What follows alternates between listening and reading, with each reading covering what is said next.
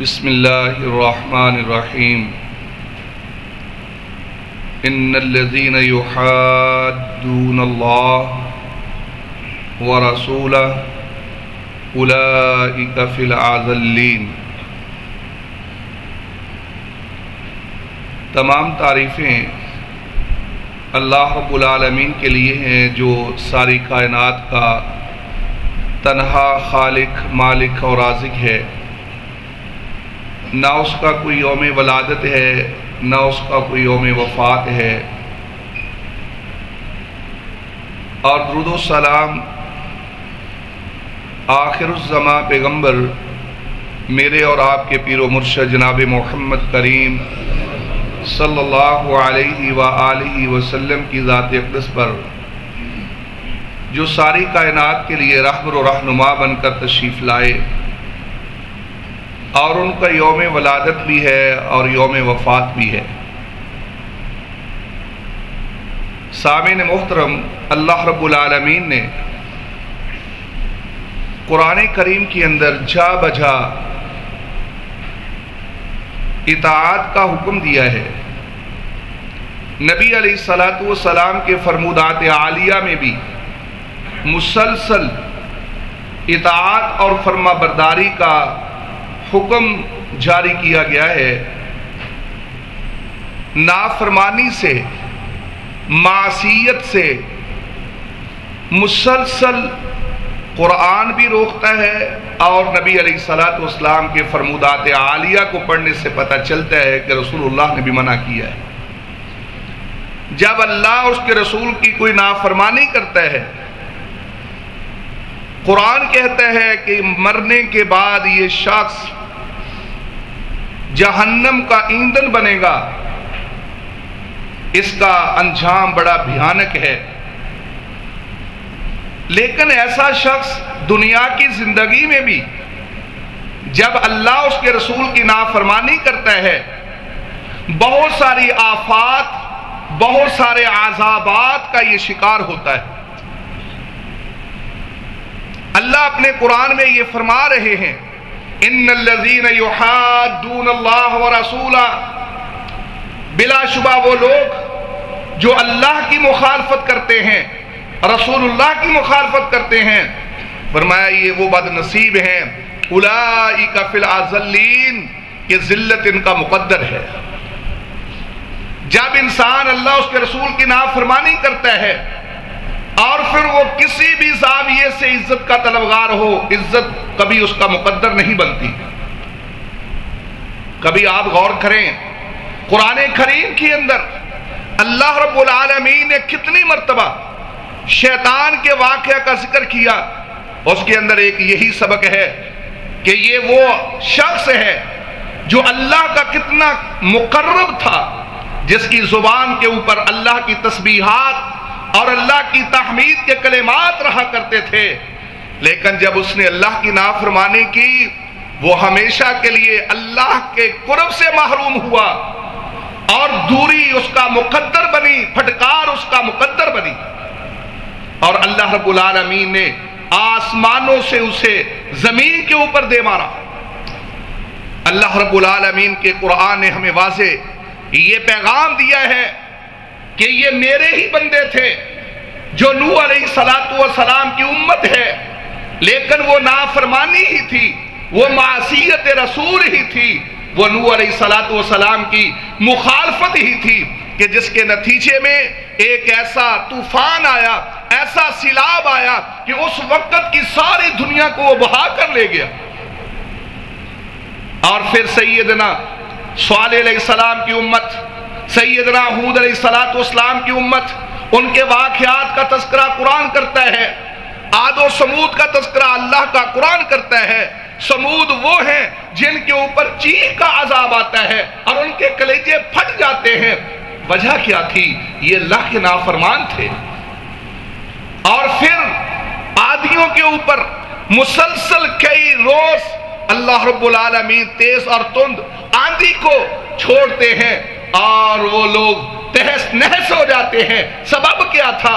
میرے محترم بھائیو، رسول اللہ کی نافرمانی۔ اور پھر ذرا غور کیجئے، شعیب علیہ السلام کی قوم کے اوپر عذاب کی بارش برستی ہے، آگ کی بارش برستی ہے، میرے محترم بھائیوں سبب کیا تھا؟ رسول اللہ کی نافرمانی۔ اور پھر بنی اسرائیل کے واقعات آپ کے سامنے ہیں، مسلسل بنی اسرائیل پہ عذابات، بنی اسرائیل کے اوپر مسلسل آفات۔ سبب کیا ہے؟ وقت کے رسول کی نافرمانی ہے۔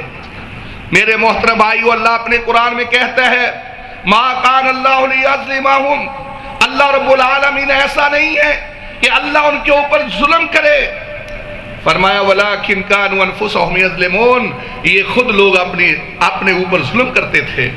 اللہ تو بے انصاف نہیں ہے۔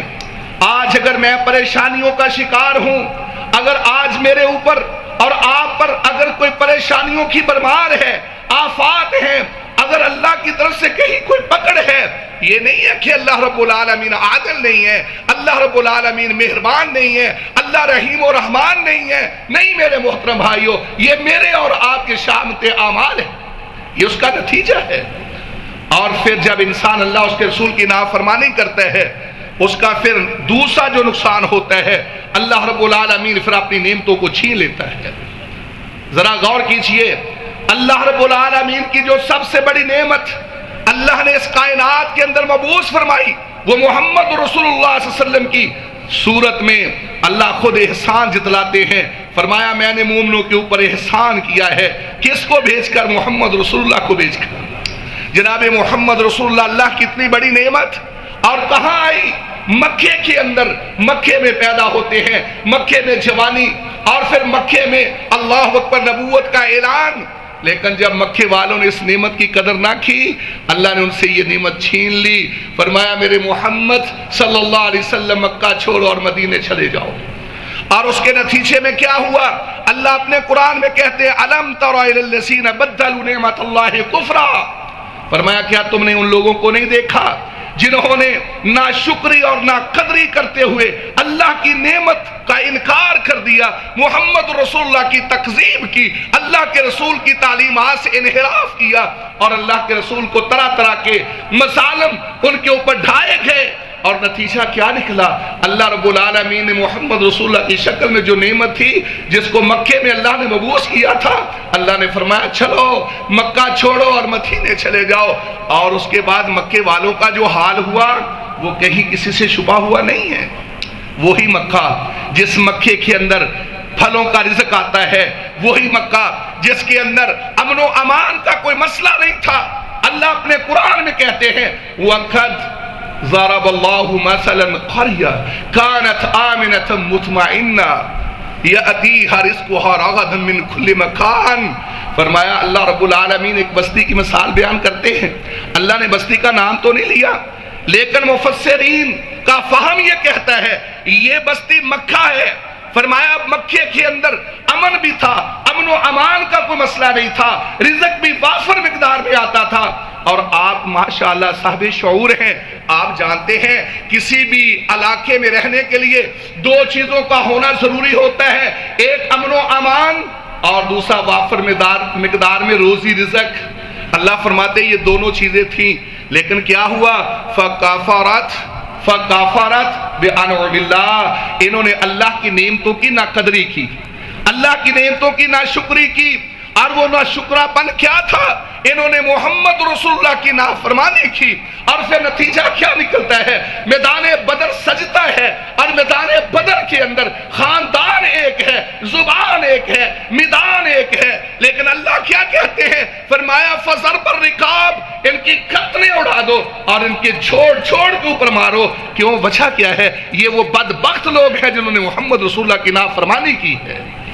اور پھر 70 لوگ تڑپے میدان بدر میں، 70 کی مشکیں باندھی گئیں۔ میرے محترم بھائیوں، یہ اللہ اس کے رسول کی نافرمانی کا نتیجہ تھا۔ ذرا غور کیجئے، میں بات کو مختصر کیے دیتا ہوں۔ جناب جبیر بن نصیر فرماتے ہیں، امام احمد رحمت اللہ علیہ نے یہ واقعہ ذکر کیا ہے، جب قبرص فتح ہوا، جناب ابو دردہ رضی اللہ تعالی عنہ کو جناب جبیر بن نصیر نے دیکھا، ایک سائیڈ پر بیٹھے آنسو بہا رہے ہیں، رو رہے ہیں، فرماتے ہیں چچا बताओ तो सही, आज को रोने का मौका है, आज तो खुशी का मौका है। अल्लाह ने कब्र फतह किया है, अल्लाह ने इस्लाम के झंडे को बुलंद किया है, अल्लाह ने इस्लाम का परचम लहराया है। आप यहाँ बैठे आंसू बहा रहे हैं। फरमाया मेरे बेटे सुनो, वो लोग जो अल्लाह के हुक्म को पामाल करते हैं, अल्लाह की यही सुन्नत है, अल्लाह उनका इक़्तिदार भी छीन लेता है, अल्लाह उनकी इज्जतें भी पामाल करता है, अल्लाह उनकी आज़ादियां भी बर्बाद कर देता है। यही हाल कब्र वालों का हुआ जब इन्होंने अल्लाह के दीन को ना समझा, अल्लाह के कुरान को पसे पुष्ट छोड़ा, मोहम्मद रसूलुल्लाह सल्लल्लाहु अलैहि वसल्लम की जब तालीमात को पसे पुष्ट छोड़ा और दीन इस्लाम से इनहराफ किया, अल्लाह ने इनकी आज़ादियां भी छीन ली और अल्लाह ने इनकी इज्जतें भी बर्बाद कर दी। मेरे मोहतरम भाइयों, अल्लाह रब्बुल आलमीन अपने कुरान में इसीलिए मुझे और आपको बार बार कहते हैं, अपने मामलात को संवारो, एक एक अमल के ऊपर गौर व फिक्र करो। मेरा कौन सा अमल है जिसके ऊपर रसूलुल्लाह की मोहर है? कौन सा मेरा अमल है जो मेरे अपने नफ्स की डिमांड है, मेरे मुआशरे की डिमांड है, मेरे खानदान की डिमांड है? मेरे मोहतरम भाइयों, सारी कायनात नाराज होती है तो हो जाए, लेकिन कहीं अल्लाह को नाराज ना कर लेना, कहीं मोहम्मद रसूलुल्लाह को नाराज ना कर लेना।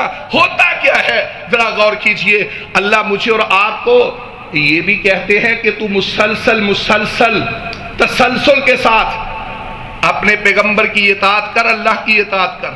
क्या फरमाया? या अय्युहल्लज़ीना आमनुत्तकुल्लाह हक़्क़ तुक़ातिह वला तमूतुन्ना इल्ला व अंतुम मुस्लिमून। जब एक शख्स गुनाह पे गुनाह किए जाता है, फिर उसका जिस्म, उसका एक एक अंग वो गुनाह करने का आदी हो जाता है, और जब एक इंसान नेकियों के तरफ चल निकलता है, उसके जिस्म का एक एक अंग फिर अल्लाह का फरमा बरदार हो जाता है। आपने कभी देखा होगा, अपनी मिसाल देखिए, अपनी मिसाल, वो शख्स जो मस्जिद में दाखिल होते हुए दुआ पढ़ता है, मस्जिद से निकलने की दुआ पढ़ता है, इधर उधर उसकी सोच भी हो, लेकिन जैसे ही मस्जिद में वो कदम रखता है उसकी जुबान पे ये दुआ जारी हो जाती है, यानी एक आदी हो जाता है जिस्म। अल्लाह यही कहते हैं कि तूने अपनी पूरी जिंदगी मोहम्मद रसूलुल्लाह की इताअत में बसर करनी है, और तेरा एक एक उज़्व और एक एक अंग ये मोहम्मद रसूलुल्लाह के हुक्म के ताबे होना चाहिए। और जब तुम्हें मौत आए, उस वक़्त किस हाल में मौत आए कि तुम अल्लाह उसके रसूल के फरमा बरदार हो। मेरे मोहतरम भाइयों, आप लोगों ने कितने ऐसे वाक़यात सुने होंगे, मुसलसल इंसान जुबान से जो अदा करता है, बसा औकात वही अल्फाज बेइख्तियार उसकी जुबान से निकलते चले जाते हैं। मैंने तो ऐसे बहुत सारे वाक़यात सुने भी और देखे भी। किसी ताजर से कहा गया, अल्लाह के बंदे आखिरी वक्त है, जरा तुम ला इलाहा इल्लल्लाह पढ़ो। वो यही कहते, मर गया, ये कपड़ा बड़ा नफीस है, ये कपड़ा बड़ा प्यारा है। और कितने ऐसे लोग, हाफिज सईद साहब हाफिज़हुल्लाह, उन्होंने भी एक वाक़या जिक्र किया है जो इसी तरह का है कि जिस आदमी की जिस तरह की जिंदगी होती है, मौत के वक्त फिर उसके साथ उसी तरह का सलूक होता है। आपसे मैं गुजारिश करूंगा, आप अपनी जुबान से कसरत से ला इलाहा इल्लल्लाह का जिक्र जारी कर लें। ला इलाहा इल्लल्लाह, अल्लाह के नबी फरमाते हैं, अफज़लुज़ ज़िक्र ला इलाहा इल्लल्लाह। कायनात के अंदर सबसे बेहतरीन जिक्र क्या है? ला इलाहा इल्लल्लाह है। आप भी अपनी जुबानों से ला इलाहा इल्लल्लाह को मुसलसल जारी करें और अपनी जुबान को तर रखें। मुझे यकीन है इंशाअल्लाह ये आपका विर्द आपको तौहीद में भी कायम रखेगा, आपका ये जिक्र रसूलुल्लाह की इताअत में भी इंशाअल्लाह आपको कायम रखेगा। और जब दुनिया से आप जा रहे होंगे, इंशाअल्लाह ये जिक्र उस वक्त भी हमारी जुबानों से जारी हो जाएगा।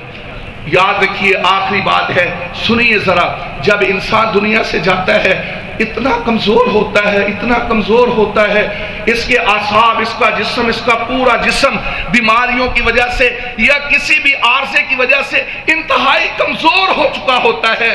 अगर उस वक्त ईमान भी कमजोर हो, जिस्म भी कमजोर, ईमान भी कमजोर, اور دشمن انتہائی طاقتور شیطان پھر جب حملہ کرتا ہے پھر یہ مرنے والا شیطان کے حملے سے بچ نہیں پاتا۔ میرے محترم بھائیوں، صرف وہی بچتا ہے جس کا ایمان مضبوط ہوتا ہے، جس کا اللہ سے تعلق مضبوط ہوتا ہے، جس کا محمد رسول اللہ سے تعلق مضبوط ہوتا ہے۔ اپنے تعلق کو مضبوط کیجئے۔ میں سمجھتا ہوں، آپ بھی سمجھتے ہیں، اس وقت پریشانیوں کے عالم میں ہم ڈوبے ہوئے ہیں، لیکن راستہ ایک ہی ہے نکلنے کا کہ اللہ کے ساتھ وفا کیجئے، محمد رسول اللہ کے ساتھ وفا کیجئے۔ اللہ مجھے اور آپ کو اپنی حفاظت میں رکھے، زندہ رہے تو اسلام پہ، موت آئے تو ایمان پہ۔ وآخر دعوانا ان الحمدللہ رب العالمین۔